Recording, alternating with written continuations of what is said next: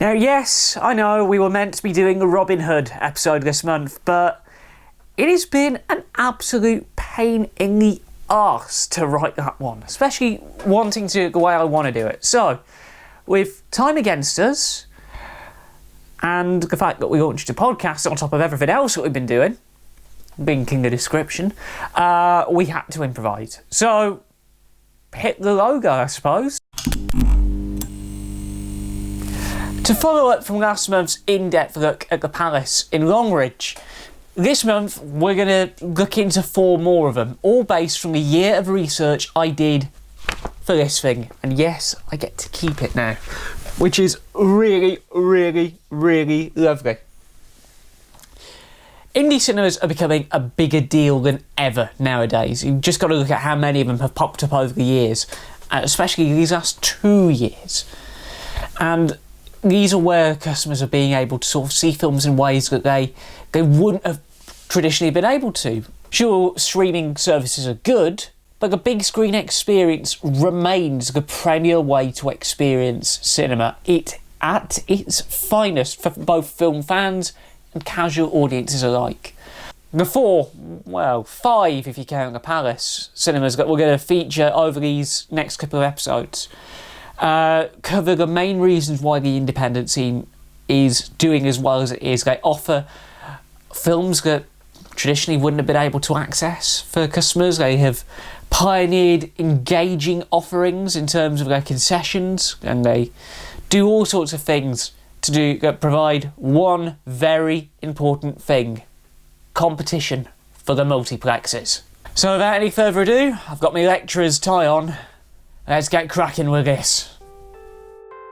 We'll begin with arguably one of the most iconic indie sites in England. Ambleside's 5-screen Zeffirelli's and Fellini's complex has become a fixture in the British film scene since their first screen opened in the mid-1980s. Since then, they've evolved to having 2 locations just a short walk away from each other in the form of the main Zeffirelli's screens, Zeff's on the Park, and the Fellini's complex, which is just a few minutes walk away. This place features restaurants, live events, music, and of course, the best in mainstream, independent and art house film. They helped pioneer the independent scene, and quite rightly too. Now, this one's actually part of the chain, believe it or not, but every man are a company who've really honed the craft of a boutique independent operation. This particular site in York began life as an Odeon in 1937, briefly closing in 2006 following their merger with their rivals at the time, UCI. It eventually reopened as a Reel in 2009, operating pretty well for a couple of years.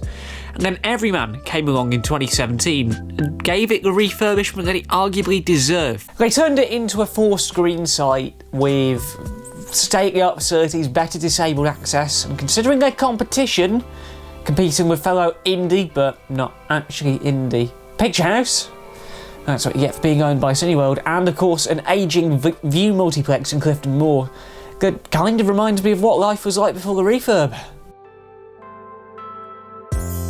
Yeah, this cinema is basically the more posh place for York residents to go to. Yes, I know we've covered this one already. Preston's newest indie cinema opened in August last year as part of a wider investment in leisure facilities at the very popular Barton Grange Garden Centre, competing directly with View, Odeon and the Palace. This venue is a 3-screen site featuring sofas, restaurants, and oh yeah, bowling, golf, curling, and a pretty nice bar at that. Now, for me and the guys who I work with at View, the opening of this place came as a bit of a surprise because I actually went and poached one of their highest ranking managers. That's a big deal, because to have someone who'd worked in the industry for 20 years before that, taking over to run what is arguably going to be the company's main threat. When we got news of his new gig, we was like, what, really? Gary works at the Flower Bowl now? Now, this should make our Leeds viewers very happy. We know we're getting a good amount of traction in that awesome city. The oldest continually operating cinema in the UK has been a fixture of the scene since 1914, 2 years before the launch of what would become the BBFC. and it's remained pretty much unchanged since then, providing a valuable home to the films that generally wouldn't find a home in your mainstream multiplex cinema. Later this year, a £2.5 million lottery-funded refurbishment will begin, adding a second screen in a basement level, as well as restoring the building to its former glory, providing a nice bit of competition to the recently launched Odeon Lux operation at Thorpe Park, which casually has only the UK's second Dolby Cinema offering. Yeah, if only we were getting one of those in Manchester. Oh yeah, we are? Nice! All 5 of these cinemas do some very unique things in terms of their programming. Sure, they all showcase the mainstream kind of cinema that you expect to see in your local church of big screen entertainment. But what these independent sites do, especially Hyde Park and Zephyrelli's, is showcase films that wouldn't have seen the light of day. In terms of accessibility as well, these cinemas do a lot more than the multiplex chains. They all have derivations of parent and baby showings. They have live event cinema, so your National Theatre Lives, your Met Operas, all that kind of thing.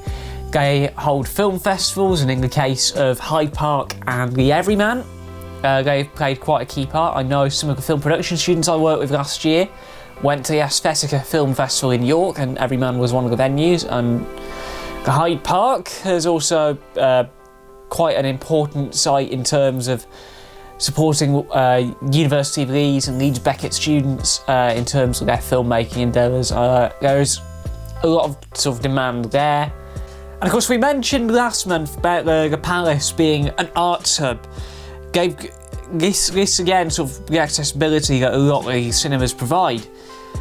In the case of the Palace, dedicated subtitle film for the deaf and hard of hearing every week, a film club, classic cult releases like the Rocky Horror Picture Show, monthly meetings of the book club, parent-baby showings. They did a play group yesterday as I record this, and Hyde Park do something similar, but they focus more on the films. The downside of having only one screen to play with, and we've mentioned this briefly last month, the contracts don't really work out the way they're supposed to. If you've got a film like Avengers coming in, the distributor will want you to play it on your biggest screen for a minimum of 2 weeks. In a single screen cinema, you can't do that. So they've got to wait a little bit longer to get the big new releases, which is both helpful and a bit of a hindrance to business. But in the case of Hyde Park, they also have the added bonus of being able to bring in the foreign releases, your French, your Italian, all the sort of stuff that I did on my World Cinema module on Film Media Popular Culture. Shameless plug,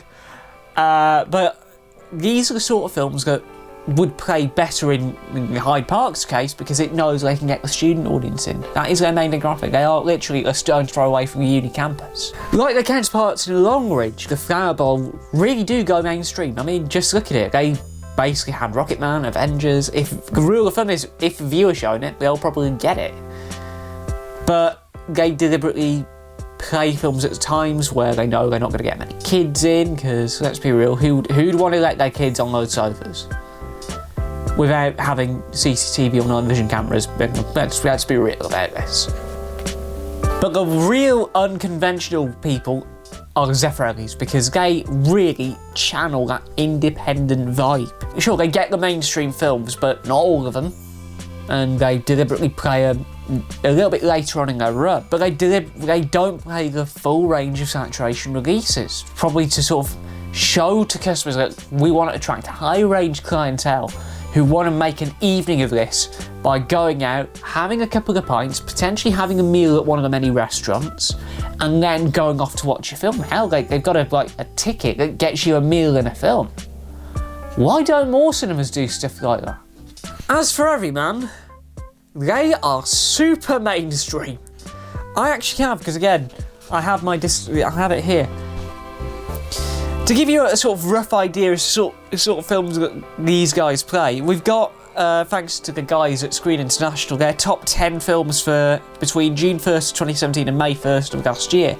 The top 5 are interesting. I mean, their most popular film for that period was Star Wars The Last Jedi, second was Dunkirk, third was Infinity War, fourth was Darkest Hour, and then the fifth was Paddington 2.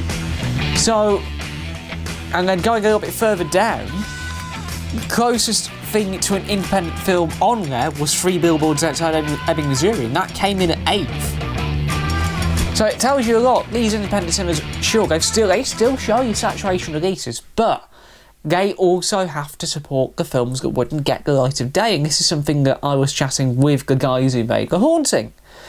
Because using a palace as a venue, it's genius. But on top of that, you have the added bonus of being able to showcase your film to customers who wouldn't have really gone to a multiplex for many years. I mean, the sort of customers that the palace getting, it's the locals primarily. But having an independent cinema on your doorstep, it's basically a tourist attraction, and Zeffirelli's make the most of it, literally being based in Ambleside. They get all the Lake District traffic as well, which adds to sort of their idea of getting live events on. Because it's not just the locals, you've got to sort of get the most broad church of demographics ever. Now, one of the more common misconceptions about these independent cinemas is that they're more expensive than the multiplex. I mean, a lot of cinemas now, a lot of multiplex are resorting to every film every day, as one particular chain calls them. On average, cinema tickets cost around £7.22. That is going off the latest UK Cinema Association statistics. When I researched the prices for the 5 cinemas we've sort of talked about for the dissertation back in January, it was quite surprising. This is what the off-peak prices look like.